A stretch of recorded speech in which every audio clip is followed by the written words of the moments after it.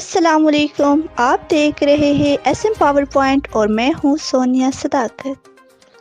اب رخ کرتے ہیں چنیوٹ کا۔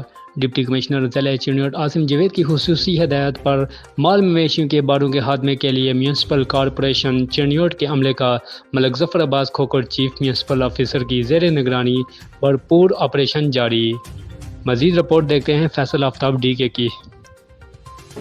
جی بالکل، ڈپٹی کمشنر ضلع چنیوٹ عاصم جاوید کی خصوصی ہدایت پر مال مویشی کے باڑوں کے خاتمے کے لیے میونسپل کارپوریشن چنیوٹ کے عملے کا ملک ظفر عباس کھوکھر چیف میونسپل آفیسر کی زیر نگرانی بھرپور آپریشن جاری۔ خلاف ورزی پر مقدمات درج۔ ملک ظفر عباس کھوکھر چیف میونسپل آفیسر نے میڈیا سے گفتگو کرتے ہوئے کہا کہ ڈپٹی کمشنر ضلع چنیوٹ عاصم جاوید نے شہریوں کی مشکلات کو مد نظر رکھتے ہوئے مال مویشی مالکان کو نوٹس جاری کیے گئے تھے کہ وہ اپنے باڑوں کو شہر سے باہر منتقل کریں تاکہ شہری موذی امراض سے محفوظ رہ سکیں، کیونکہ شہری جانوروں کی غلاظت کی وجہ سے بیماریوں میں مبتلا ہو رہے تھے۔ علاوہ ازیں اندرون شہر مال مویشی کے باڑوں کی وجہ سے بدصورتی، نکاسی، آب و سیوریج کا نظام درہم برہم کر رکھا تھا۔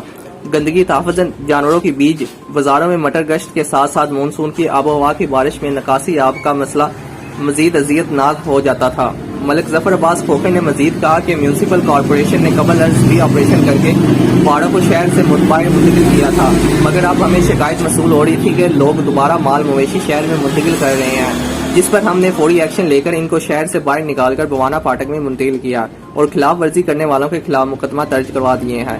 رپورٹ فیصل آفتاب ڈی کے چنیوٹ۔ مزید خبروں اور تجزیوں کے لیے دیکھتے رہیے ایس ایم پاور پوائنٹ۔